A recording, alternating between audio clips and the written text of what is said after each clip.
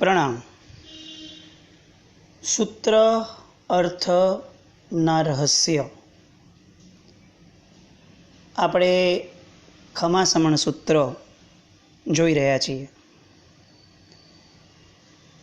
ખમાસમણ સૂત્રમાં આપણે જોયું કે 5 અંગ દ્વારા પ્રણિપાત કરવાનો છે. પ્રણિપાત શબ્દનો અર્થ શું? પાત જે પાછળનો શબ્દ છે, પ્રણી એટલે કે એમના તરફ, અને પાત જે શબ્દ છે એ પત ધાતુ પરથી બનેલો શબ્દ એટલે કે પડવું.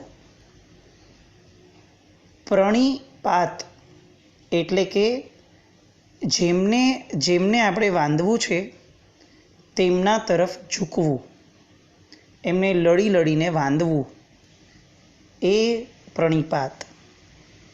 તો એ પ્રણિપાત કેટલા અંગથી કરવાનું? એટલે એનું નામ આપ્યું પંચાંગ પ્રણિપાત, 5 અંગ દ્વારા. ગઈકાલે આપણે બધાએ શ્રી રામ જન્મભૂમિનો શિલાન્યાસનો કાર્યક્રમ જોયો હશે. નરેન્દ્ર મોદી સાષ્ટાંગ દંડવત પ્રણામ કરે છે. એક જૈન પરંપરાને છોડી દઈએ તો લગભગ જેટલી પણ પરંપરાઓ છે સનાતન ધર્મની, એ બધી જ પરંપરાઓમાં ઉત્કૃષ્ટ વંદનને સાષ્ટાંગ દંડવત પ્રણામ કીધું છે. દંડવત એટલે જેમ ધજાનો દંડ કયા આકારમાં હોય એવા આકારમાં, અને સાષ્ટાંગ એટલે અષ્ટ અંગ એટલે કે અષ્ટ અંગ સહિત 8 અંગ દ્વારા પ્રભુને પ્રણિપાત કરવું, દંડવત પ્રણામ કરવા, એવી પરંપરા એ લોકોમાં સનાતન ધર્મમાં છે. કેટલીક વાર આપણને જોયા હોય તો આમ ઉલ્લાસ બહુ જાગે કે આ કેવી ગજબની સમર્પિતતા છે કે આખું ને આખું શરીર જાણે પ્રભુને સોંપી દે, અને કોઈ જાતની આજુબાજુની દરકાર કર્યા વિના પોતાનું સ્ટેટસ, હું કેવો લાગીશ, આવો કોઈ પણ ભાવ કર્યા વિના સીધું પ્રભુની તરફ આખું ને આખું ઝૂકી જવું. આ પ્રક્રિયા જોતાં બહુ સારી લાગે. આમ પણ સનાતન ધર્મનો ભક્તિ યોગ જે છે એ નોર્મલ કોર્સમાં આપણને આકર્ષે, કારણ કે એમાં એવા બધા ઉલ્લાસો અને તરંગો પ્રગટે છે કે જે આપણને એવું લાગે કે આ યાર મજા આવે એવું છે. પણ લૌકિક અને લોકોત્તરનો આ એક બેસિક ડિફરન્સ રહેશે. લોકોત્તર ધર્મની અંદર પ્રભુને વંદન પણ એવા વિવેકપૂર્વકના કીધા કે જે વિવેક ચૂકી જઈએ તો એ વ્યવહારથી પણ યોગ્ય નથી થતું અને નિશ્ચયથી પણ એ ઉપયોગી નથી બનતું. જેમ કે આ પરિપ્રેક્ષથી હવે સાષ્ટાંગ દંડવત પ્રણામને નજર કરીને જોઈએ તો જે અત્યંત ભક્તિભાવવાળો યોગ લાગતો હતો, એ વ્યવહારિક દ્રષ્ટિએ હવે વિચાર કરવા બેસીએ તો એવું લાગે કે એક તો આવી રીતે અચાનક રસ્તામાં કે એટલે જે પણ વે છે એની અંદર આડા પડવું, આપણા શરીરના બધા જ અંગો બહુ જ પ્રોમિનન્ટલી ધ્યાનમાં આવે એવી રીતે, પ્લસ આ જ પ્રક્રિયા આગળ બહેનો દ્વારા થશે તો એ તો કેટલું વિયર્ડ થઈ જશે, અને ક્યાંક ને ક્યાંક વિકારનો પરિણામ બીજાને સ્પર્શી શકે એવી શક્યતા પણ રહેશે. હવે આ એંગલથી વિચારતા આપણને લાગે કે નહીં, સાષ્ટાંગ દંડવત પ્રણામ એ તો રિસ્કી છે. બસ આ જ પરમાત્માના શાસનની અદ્ભુતતા છે. જરાક ઊંડાણમાં જઈએ તો એટલું બધું બહુમાન થાય, કેટલો સૂક્ષ્મતમ વિચાર સ્વ અને પરના કલ્યાણનો આ શાસનમાં કર્યો છે. કેવું છે, આપણે નાનપણથી આવો વિચાર જ નથી કર્યો કે આપણામાં સાષ્ટાંગ દંડવત કેમ નથી. એને પંચાંગ પ્રણિપાત કીધું એટલે પંચાંગ પ્રણિપાતની આપણને બહુ નાનપણથી સાંભળતા આવ્યા છે, એટલે કે બહુ રૂટીન છે આપણી માટે. પણ જ્યારે કોઈ પણ વસ્તુનો તત્વ નિર્ણય થાય અને એના ઊંડાણના રહસ્ય સુધી પહોંચવાનું થાય અને જે વસ્તુઓ સામાન્યથી નિષિદ્ધ થઈ ગઈ છે એના પણ કારણો જાણવાનું થાય, ત્યારે આપણને એટલો બધો સદભાવ જાગે કે લૌકિક પરંપરાઓ કરતાં કેટલું આગળનું થિંકિંગ, કેટલું એડવાન્સ થિંકિંગ એ પરમાત્માના શાસનની અંદર છે. સાષ્ટાંગ દંડવત પ્રણામ ન થાય, કારણ કે એક તો સૌથી પહેલું એ યોગ્ય જ નથી વ્યવહારમાં. નંબર 2, એમાં વિકારના ચાન્સીસ, વિકાર ઊભા થવાના ચાન્સીસ બહુ જ મોટા છે. નંબર 3, જૈણાનો કોઈ કન્સર્ન નથી રહેતો, સીધું ચૂકી જવું. આમાં ક્યાં જેમાં આડા પડ્યા એ દ્રષ્ટિ પર પડીલેણ કરવાની વાત આવશે. ભગવાનને એવું પ્રણામ નથી કરવું કે જે કોઈક જીવો, સૂક્ષ્મ જીવો માટેનું પીડાનું કારણ બને. કેટલી ઉજ્જવળ પરંપરા, કેટલો સૂક્ષ્મ વિચાર, એક ખમાસમણ સૂત્ર પરમાત્માના શાસનની કેવી આંતરિક જાહો જલાલી આપણને બતાવી જાય જો આપણે એની તરફ દ્રષ્ટિ કરીએ તો. સિમ્પલી પંચાંગ પ્રણિપાત પકડીને બેસી જઈએ અને કાંઈ જ વિચારીએ નહીં તો આ બધા ઊંડાણોની જે મજા છે એ ના આવે. અને રત્નો તો ઊંડા ઉતરીને જ મળે. કાંઠે છપછપિયા કરતા વ્યક્તિઓ બહુ તો ભીનાશનો જ અનુભવ કરી શકે, એના સિવાય વધુ એ લોકોની કોઈ ક્ષમતા નથી અને વધુ એ લોકોને કોઈ પરિણામ પણ મળતું નથી. રત્નો જોઈએ છે તો ભાઈ ઊંડાણમાં ઉતરો, મધ્યમાં જાઓ તો મળે. એમ પરમાત્માના શાસનના રત્નો પામવા છે તો ઊંડાણમાં ઉતરો.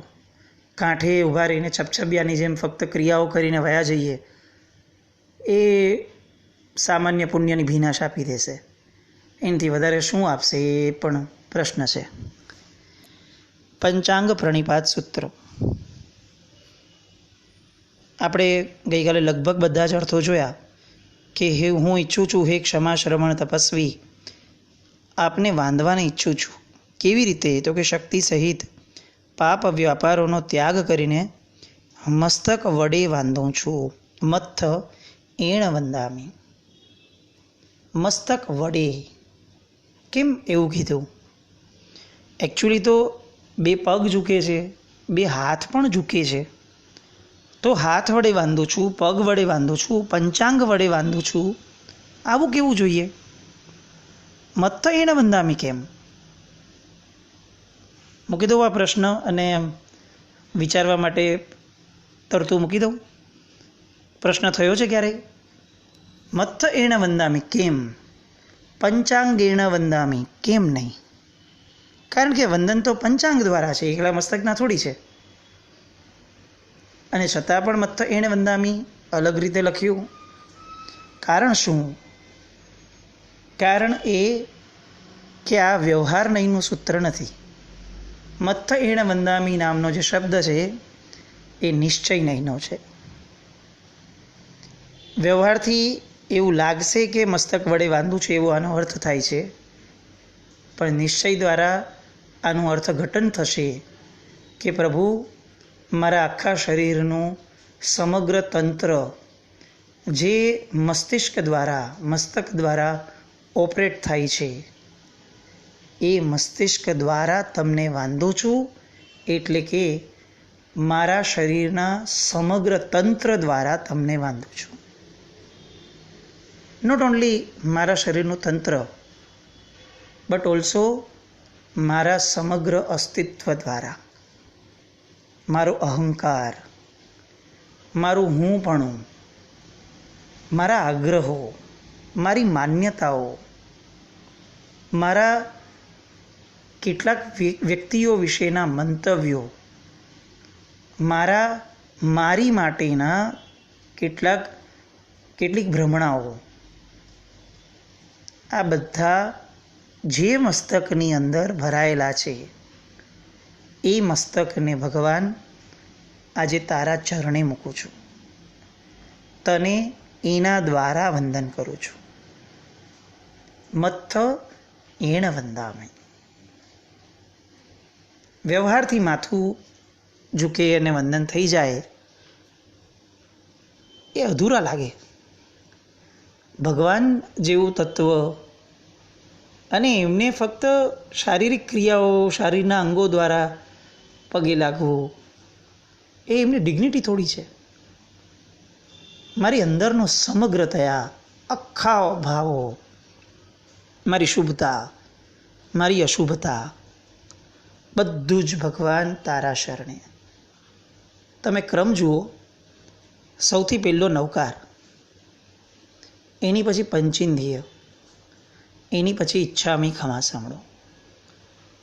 પહેલામાં ઓળખાણ આપી નવકારમાં દેવની અને દેવને આશ્રયે રહેલા ગુરુની. પછી એવો ખ્યાલ આવ્યો કે દેવનો જ્યારે વિયોગ હશે, અર્યંત જ્યારે ભાવ સ્વરૂપે નહીં હોય, ભાવ નિક્ષેપે, ત્યારે તો એ લોકોને એવું કન્વે કરવું પડશે કે ભાઈ હવેથી તમારા ભગવાન તમારા ગુરુ છે, આચાર્ય છે. એટલે તરત જ નવકાર પછીનું સૂત્ર મૂક્યું પંચેન્દ્રિય. પછી તરત વિચાર આવ્યો કે આવા ગુરુને તમે જો સમર્પિત નહીં થાઓ તો એના વગરની તમારી આરાધનાઓ એની કિંમત તો કોડીની પણ નહીં રહે. કારણ કે ગુરુની નિશ્રાએ જ તો મોક્ષ છે. તો એને તમારે સમર્પિત થવું હોય તો એ તો તમારે સમગ્રતયા તમારા અસ્તિત્વથી થવું પડશે. ખાલી બાહ્ય ક્રિયાઓથી થાવ એને કંઈ સમર્પિત થયું થોડી કહેવાય, એ તો કસરત થઈ. એટલે તરત જ ત્રીજું સૂત્ર મૂક્યું, ઈચ્છામી ખમા સાંભળો. ભગવાન તમને વંદન કરું છું. તમે ગુરુ સ્વરૂપે છો કે તમે ભગવાન સ્વરૂપે છો. એટલે ઈચ્છામી ખમા સાંભળો એ પણ બહુ સાંકેતિક સૂત્ર, એનું પ્લેસમેન્ટ પણ બહુ સાંકેતિક. ત્રીજું જ સૂત્ર મૂકી દીધું, મસ્તક વડે વાંધો છું. આમાં આખા સૂત્રની અંદર કુલ મળીને 28 વર્ણ છે, જેમાં 3 ગુરુ શબ્દો છે અને 25 લઘુ શબ્દો છે. ગુરુ શબ્દો અને લઘુ શબ્દનો અર્થ શું? ગુરુ શબ્દો એટલે કે જે શબ્દ બોલ્યા પછી પાછળથી એનો રણકાર જરાક જરાક રે, એ ગુરુ શબ્દ જે ખેંચાય જરાક. લઘુ શબ્દ એટલે એ સમાઈ જાય. આવું આ સુંદર મજાનું પંચાંગ પ્રણિપાત સૂત્ર. ત્યારબાદ ચોથું સૂત્ર જે આવે છે, જેને આપણે સુગુરુ સુખ શાતા પૃચ્છા સૂત્ર તરીકે ઓળખીએ છીએ. ઈચ્છકાર સુહરાય અથવા સુહ દેવસી. સુખ તપ, શરીર નિરાબાધ, સુખ સંજમ જાત્રા, નિર્વહો છોજી, સ્વામી શાતા છેજી, ભાત પાણીનો લાભ દેજો જી. આ સૂત્ર બેસિકલી વાતો છે ગુરુ ભગવાન સાથેની. ક્યાંક ક્યાંક આજ્ઞા માંગવાની છે, ક્યાંક ક્યાંક પ્રશ્નો પણ પૂછ્યા છે અને ક્યાંક ક્યાંક વિનંતી પણ કરી છે. ટોનમાં ફરક પડે. તમે સારા છો, તમે સારા છો, આ બેમાં કેટલો ડિફરન્સ પડી ગયો? શબ્દો સેમ ટુ સેમ છે, ટોનનો ફરક છે. જ્યાં પ્રશ્ન પૂછવાનો છે ત્યાં પ્રશ્નને યોગ્ય એવો ટોન આવવો જ જોઈએ.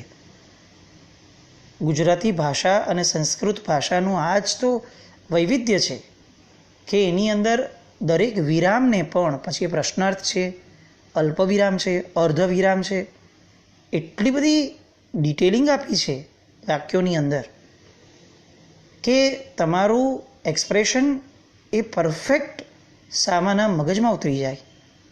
કારણ કે તમે બધું જ ધ્યાન રાખ્યું કે જ્યાં હું અલ્પ વિરામ લઈશ ત્યાં સામાન્ય એક સ્પેસ મળશે હું જે બોલું છું એ સાંભળી અને સમજવા માટેની.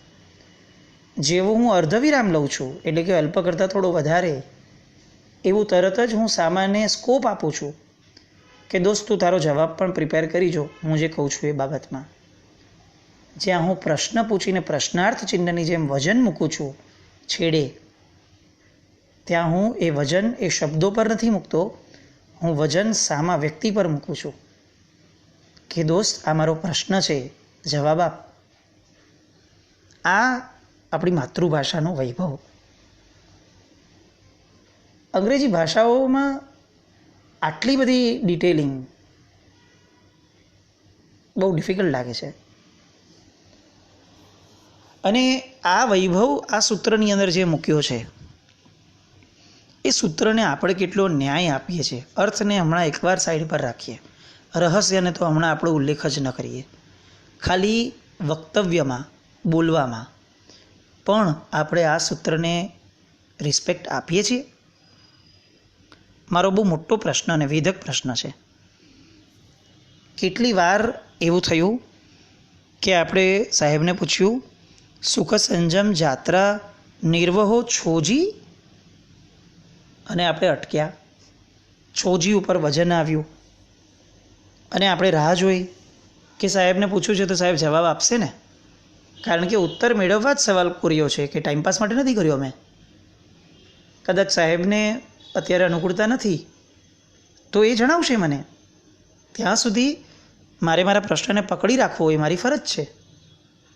કેટલી વાર આપણે ઊભા રહ્યા.